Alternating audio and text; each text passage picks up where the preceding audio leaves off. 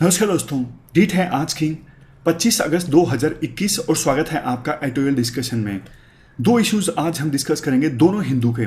पहला आर्टिकल होगा Arctic region में विभिन्न देशों के बीच टेंशन से संबंधित। दूसरा आर्टिकल हम डिस्कस करेंगे फेशियल रिकॉग्निशन सिस्टम के इस्तेमाल से संबंधित। इसी से संबंधित क्वेश्चन भी आपको अटेम्प्ट करना है। वैसे तो देखो, फेशियल रिकॉग्निशन टेक्नोलॉजी के इस्तेमाल से इसके काफ़ी सारे यूजेस हैं फेशियल रिकॉग्निशन टेक्नोलॉजी के। लेकिन फिर भी क्यों कहा जाता है कि फेशियल रिकॉग्निशन टेक्नोलॉजी का जो इस्तेमाल है वो खतरनाक है? 250 वर्ड्स में आपको इस क्वेश्चन का आंसर देना है। डिस्कशन चलिए स्टार्ट करते हैं। First important article Arctic region में विभिन्न देशों के बीच कोऑपरेशन से संबंधित हैं। आप जीएस पेपर 3 के इस टॉपिक से आर्टिकल को कनेक्ट कर सकते हो। सबसे पहले आप मैप देख लीजिए आर्कटिक रीजन का। आर्कटिक रीजन में ये सारे देश आते हैं: Russia, Finland, Sweden, Norway, Iceland, Denmark का ग्रीनलैंड आइलैंड आता है, उसके बाद कनाडा और सबसे लास्ट में यूएस। देखो, जब यूएसए और यूएसएसआर के बीच कोल्ड वार चल रहा था ना, तो इन दोनों देशों के बीच में कंपटीशन था वर्ल्ड में ज़्यादा से ज़्यादा रीजन्स को, ज़्यादा से ज़्यादा देशों को अपने इन्फ्लुएंस में लेने का। तो वही कंपटीशन आर्कटिक रीजन में भी देखने को मिल रहा था। दोनों एक दूसरे पर शक करते थे कहीं इस रीजन का इस्तेमाल करके हमारे ऊपर अटैक ना कर दिया जाए।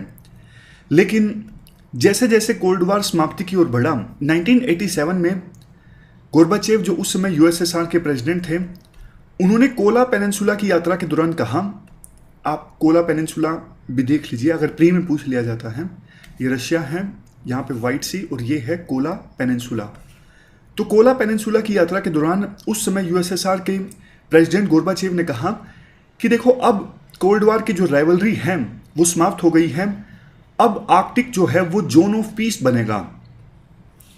यानी आर्कटिक रीजन को लेके जो कंपटीशन कोल्ड वार को देखने को मिला था कोल्ड वार में, वो समाप्त हो गया 1987 के बाद। यानी कोल्ड वार के समाप्त होने के बाद, कोल्ड वार तो वैसे 2-3 साल बाद खत्म हुआ था, लेकिन लग गया था कि हाँ बस अब टेंशन खत्म हो गई। यूएसएसआर बहुत कमजोर हो गया था 1990 से पहले। लेकिन देखो, कोल्ड वार के समाप्त होने के बाद आर्कटिक रीजन में जो ये राइवलरी थी एक बार फिर से देखने को मिली 2007 में।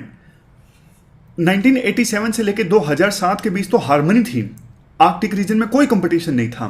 2007 में क्या हुआ, रशिया के जो एक्सप्लोरर हैं वो देखो नॉर्थ पोल में 4200 मीटर की गहराई पर सी बेड पर गए और वहां पे उन्होंने रशिया का झंडा लहरा दिया, क्लेम किया कि ये रशिया की टेरिटरी है।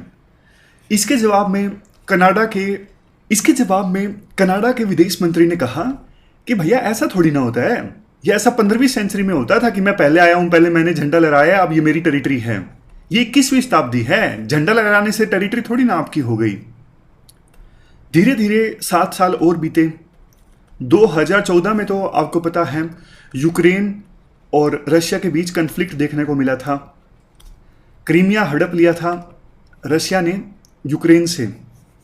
तो उसके बाद तो रशिया ने अपने आप को और ज़्यादा असर्ट करना स्टार्ट कर दिया। रशिया की एक नॉर्दर्न फ्लीट है, मतलब नेवल कमांड है नॉर्दर्न फ्लीट, वो उसको बहुत ज़्यादा स्ट्रोंग बनाना चाहता है। इससे बाकी जो देश है ना वो चिंतित हैं। आर्कटिक रीजन में जो ये आसपास के देश है ना, जैसे नॉर्वे, स्वीडन, फिनलैंड, ये सब चिंतित हैं कि रशिया अपनी नॉर्दर्न फ्लीट को बहुत स्ट्रोंग बना रहा है। दूसरी तरफ रशिया का ये तर्क है कि देखो, हमें खतरा है, बेरेंट सी से हमारे अगेंस्ट अटैक किया जा सकता है। ये है बेरेंट सी, यहां से हमारे ऊपर अटैक किया जा सकता है, ये रशिया का तर्क है। इसलिए रशिया अपने आप को स्ट्रोंग बनाता जा रहा है। इसके अगेंस्ट नाटो फोर्सेस भी रशिया को चैलेंज कर रही हैं, रशिया से निपटने की तैयारी कर रही हैं। जो पॉलिटिकल साइंस के स्टूडेंट्स हैं वो समझ जाएंगे, ये कंसेप्ट है सिक्योरिटी डायलेमा, जीएस के लिए आवश्यकता नहीं है। तो मतलब नाटो फोर्सेस और रशिया के बीच आर्कटिक रीजन में टेंशंस देखने को मिल रही हैं। वैसे देखो, आर्कटिक काउंसिल में ना 8 देश हैं जो हमने ये शुरुआत में डिस्कस किए थे, जिनके पास आर्कटिक रीजन में रिसोर्सेज की डायरेक्ट एक्सेस है। Russia, Finland, Sweden, Norway, Iceland, Greenland तो आइलैंड है, डेनमार्क, कनाडा और सबसे लास्ट में यूएस। आर्कटिक काउंसिल में कुछ ऑब्जर्वर कंट्रीज भी हैं। बताइए, इंडिया है क्या नहीं है? इंडिया है। ये ऑब्जर्वर कंट्रीज हैं China, Japan, India, Italy, south Korea, Singapore. लेकिन ये 14 हो जाते हैं ना, 8 प्लस में 6, ये 6 हैं और ऊपर 8 हैं तो 14 हो जाते हैं। राइटर 13 लिख रहे हैं, पता नहीं शायद मैं गलती कर रहा हूँ कहीं। चलिए आगे चलते हैं। देखो इको डायमेंशन क्या है आर्कटिक रीजन की। बहुत सारे जो एक्सपर्ट्स हैं वो अभी वर्ल्ड को जगा रहे हैं कि भैया जाग जाओ, टाइम है, जाग जाओ, क्लाइमेट चेंज बहुत तेजी से हो रहा है। देखो इस बार यानी 2021 की जो गर्मियां हैं ना, वो सबसे ज्यादा तबाही मचाने वाली गर्मियां हैं इतिहास में। ऐसी वर्ल्ड में ऐसी लोकेशंस पर नेचुरल डिजास्टर्स देखने को मिली हैं, और वो भी अनएक्सपेक्टेड स्केल पर, जो पहले कभी नहीं देखने को मिली हैं। जैसे नॉर्थ अमेरिका में एक्सट्रीम हीट, रशिया के साइबेरिया में वाइल्ड फायर, यहां पे तो टेम्परेचर -40 डिग्री सेल्सियस रहता है, यहां पे वाइल्ड फायर देखने को मिली। तो पूरा जो वर्ल्ड है वो क्लाइमेट चेंज की आग से झुलस रहा है, और आर्कटिक रीजन भी इससे अछूता नहीं है। World climate and security report 2020 के अनुसार आर्कटिक रीजन में वार्मिंग जो है वो बाकी प्लेनेट के अपेक्षाकृत 2 गुना तेजी से हो रही है। यहां बर्फ बहुत तेजी से पिघल रही है। हो सकता है अगले 10 सालों में यहां पर आइस फ्री समर्स देखने को मिले, यानी बिना बर्फ की समर्स देखने को मिले। अभी तो गर्मियों में भी यहां पर बर्फ जमी रहती है, लेकिन जितनी तेजी से वार्मिंग हो रही है उतनी तेजी से होती रही तो हो सकता है आने वाले 10 सालों में यहां पर बिना बर्फ की समर्स देखने को मिले, और मिड सेंचुरी यानी 2050 आते आते यह भी पॉसिबल है कि गर्मियों में जो सी आइस है वो पूरी तरह से पिघल जाए। वैसे देखो एक क्वेश्चन ये भी उठ रहा है कि एकदम से आर्कटिक रीजन में विभिन्न देशों का इंटरेस्ट क्यों जग गया। मतलब पहले तो ऐसा नहीं था। उसका रीजन ये है क्योंकि देखो तेजी से बर्फ पिघल रही है ना, तो विभिन्न देशों को संभावनाएं मिल गई हैं कि यहाँ पे बहुत सारे रिसोर्सेज मिलेंगे और उन रिसोर्सेज को एक्सप्लॉइट किया जा सकता है। इसलिए विभिन्न देश आर्कटिक रीजन में कब्जा करना चाहते हैं अपने अपनी स्ट्रेटेजी के अनुसार। चाइना का देखो बहुत बड़ा इंटरेस्ट जग गया है। क्यों? आप ये मैप देखिए। चाइना वैसे आर्कटिक रीजन में डायरेक्टली नहीं आता है, लेकिन चाइना ने अपने आप को स्टेटस दे दिया नियर आर्कटिक कंट्री, ऐसा कुछ उन्होंने स्टेटस दे दिया। यहाँ पे देखो नियर आर्कटिक स्टेट, अपने आप से ही चाइना ने ये स्टेटस खुद को दे दिया। देखो चाइना का मेन इंटरेस्ट ये है, अभी चाइना जो माल मंगवाता है या फिर एक्सपोर्ट करता है ना यूरोप के कंट्रीज में, तो वो सारा माल यहाँ से होके आता है। लेकिन यहाँ पे दिक्कत ये है, मलक्का स्ट्रेट से होके चाइना का माल जाता है। कल को यूएसए के साथ लड़ाई हो गई, साउथ ईस्ट एशियन कंट्रीज के साथ लड़ाई हो गई, तो ये जो स्ट्रेट है ना, ये इसको चोक कर दिया जाएगा और चाइना के माल की सप्लाई नहीं हो सकेगी। ये चाइना का सबसे बड़ा डर है। इसी चक्कर में चाइना ने ग्वादार पोर्ट डेवलप किया है कि कल को अगर ये स्ट्रेट जो है वो चोक हो जाए तो यहाँ से सामान मंगवाया जा सकता है पाकिस्तान होके। और इसी चक्कर में अब चूंकि देखो आर्कटिक रीजन में बर्फ पिघल रही है ना, तो एक नया रूट ये इमर्ज होके आया है ऊपर से। तो चाइना को लगता है कि 2-3 ऑप्शन होने चाहिए, अगर ये स्ट्रेट चोक भी कर दिया जाए तो हम दूसरे रास्तों से अपना माल मंगवा सकें। इसलिए चाइना का इंटरेस्ट काफी ज्यादा जग गया है आर्कटिक रीजन में, और जहां रिसोर्सेज हैं वहां पे तो चाइना अपनी चोंच घुमाता ही है।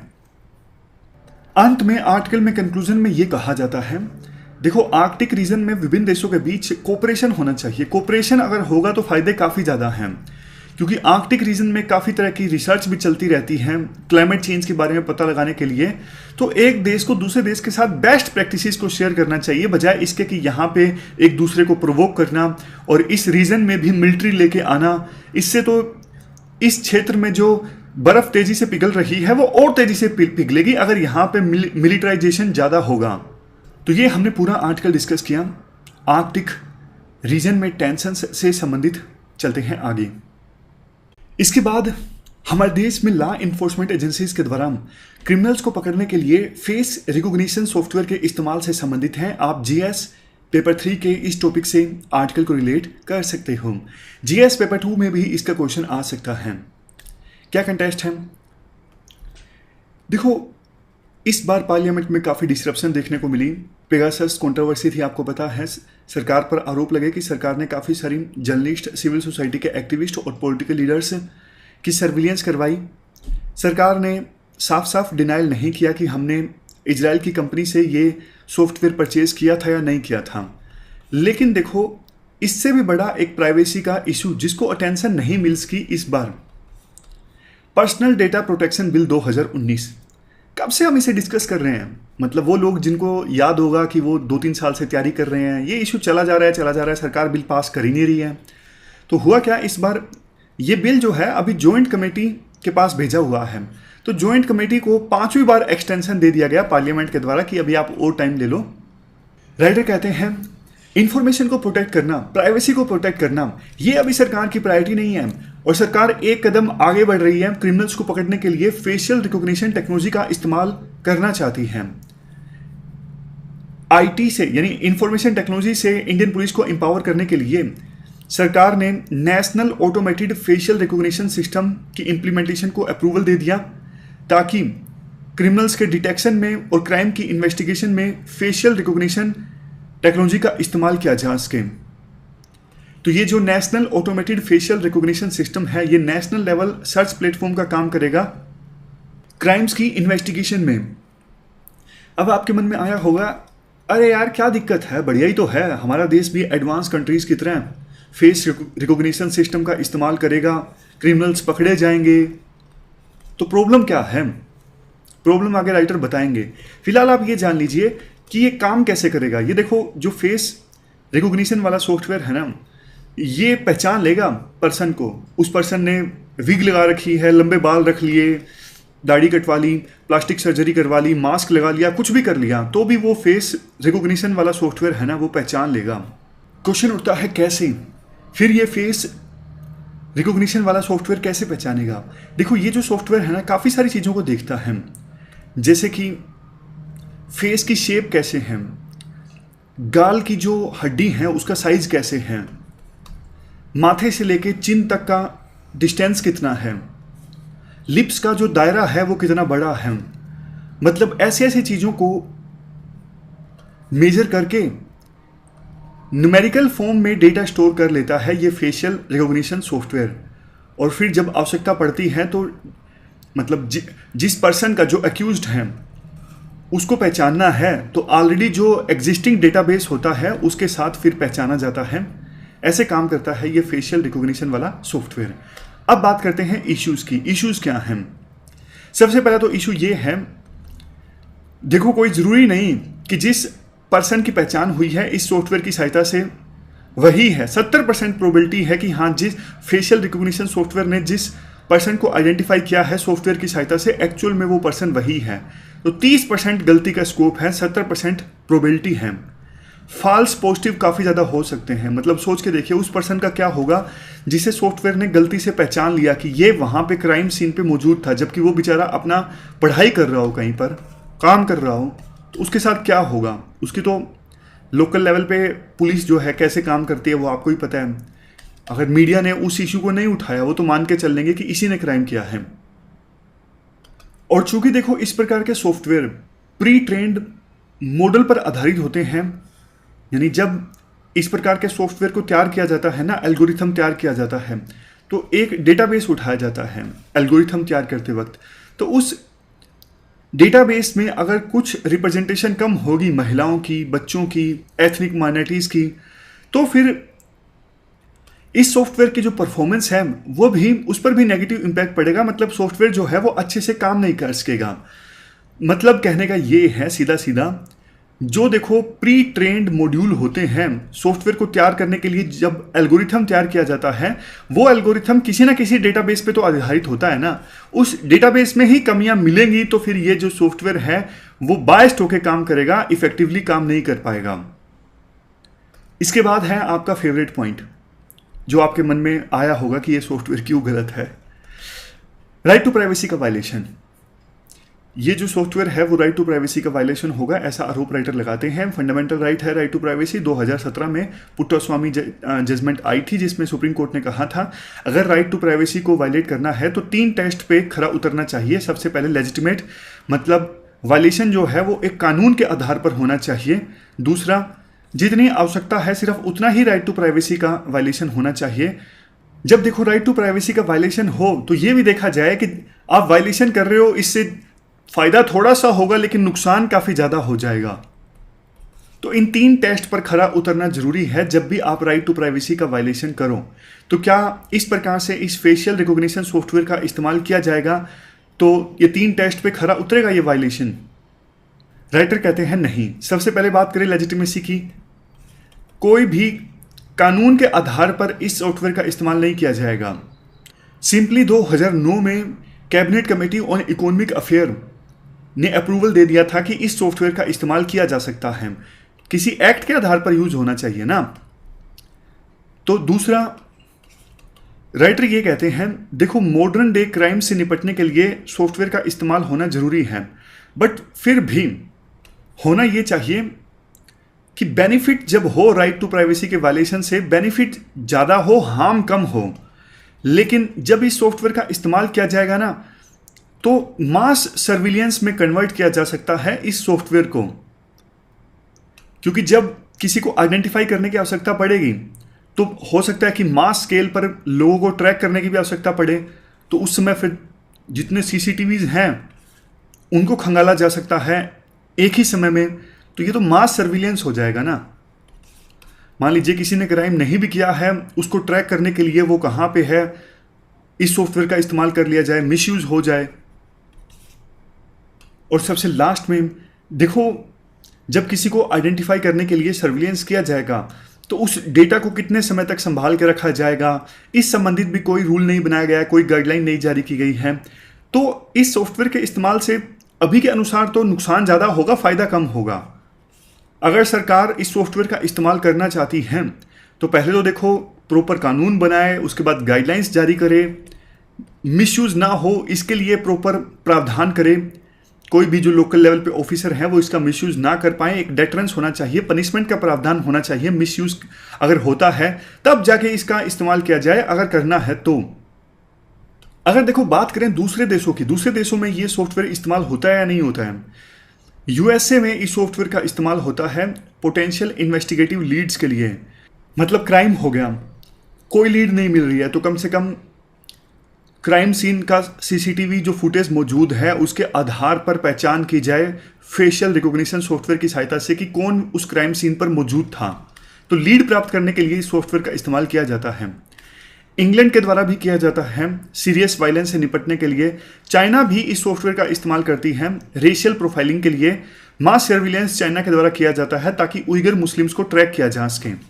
हमारे देश में जो लॉ एंड ऑर्डर और पुलिसिंग है ये स्टेट सब्जेक्ट्स हैं, और कुछ जो इंडियन स्टेट्स हैं उन्होंने नई टेक्नोलॉजीज का इस्तेमाल करना स्टार्ट कर दिया है बिना टेक्नोलॉजी के खतरे को पहचाने। ऐसा देखो इसलिए क्योंकि दूसरे देशों में ये सॉफ्टवेयर जो इस्तेमाल हो रहा है ना, प्रॉपर चेक्स एंड बैलेंसेस के आधार पर हो रहा है। जैसे यूएसए की बात कीजिए, यूएसए में facial recognition and biometric technology moratorium act है जो 2020 में आया था, ताकि ये जो बायोमेट्रिक सर्विलेंस होता है बिना स्टैट्यूटरी ऑथराइजेशन के इसको रोका जा सके। मतलब ऐसा नहीं कि कानून के बिना ही इस सॉफ्टवेयर का इस्तेमाल हो जाए, इसलिए 2020 में कानून आया था यूएस में। यूके की बात कर लीजिए, यूके में कोर्ट ऑफ अपील ने यह कहा था साउथ वेल्स के द्वारा इस सॉफ्टवेयर का इस्तेमाल करना कानूनी तौर पर गलत है बिना क्लियर गाइडलाइंस के, क्योंकि बिना गाइडलाइंस के आप इस सॉफ्टवेयर का इस्तेमाल कर रहे हो जो कि गलत है, ऐसा यूके की कोर्ट ऑफ अपील ने कहा था। इवन यूरोपियन यूनियन में प्राइवेसी को प्रोटेक्ट करने वाली जो अथॉरिटीज़ हैं उन्होंने भी कहा है कि इस फेशियल रिकॉग्निशन सॉफ्टवेयर पर बैन लगना चाहिए।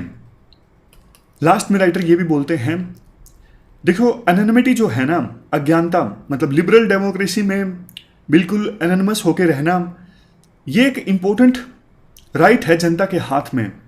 अगर इस सॉफ्टवेयर का अनरेगुलेटेड यूज़ किया जाएगा ना तो ये इंडिपेंडेंट जर्नलिज्म के अगेंस्ट है। मतलब कुछ लोग जो पीसफुली यानी शांति के साथ इकट्ठा हो सकते हैं उसके अगेंस्ट है। जैसे ऐसा हो सकता है, राइटर का जो मेन कहना चाहते हैं वो ये कहना चाहते हैं, मान लीजिए सिटीजनशिप अमेंडमेंट एक्ट के अगेंस्ट प्रदर्शन हो रहा है तो सरकार इस सॉफ्टवेयर का इस्तेमाल करके पहचान सकती है कौन कौन प्रदर्शन में आया है क्या नहीं है, बाद में उनसे बदला लिया जा सकता है। समझ गए? ये सारे पॉइंट लिखने नहीं, आपको समझने के हैं। लास्ट में कंक्लूजन में राइटर यही बोलते हैं कि अगर देखो सरकार इस सॉफ्टवेयर का इस्तेमाल करना ही चाहती है तो कानून पास करवा लेना। वैसे भी बहुत सारे जो कानून है वो जल्दी जल्दी से बने हैं, जो फार्म बिल्स पास हुए थे वो भी बहुत जल्दी से हो गए। इस लोकसभा सेशन में भी बहुत सारे बिल्स पास हो गए 15। तो क्यों ना इस सॉफ्टवेयर को इस्तेमाल करने के लिए भी आप कानून बनवा लो, बिना कानून के आप क्यों इस्तेमाल करना चाहते हो, ऐसा राइटर कहना चाहते हैं। तो ये थी हमारी आज की डिस्कशन। आज हमने 2 इश्यूज को डिटेल से डिस्कस किया। हमारी आज की इस डिस्कशन में इतना ही है। Thank you very much for discussion.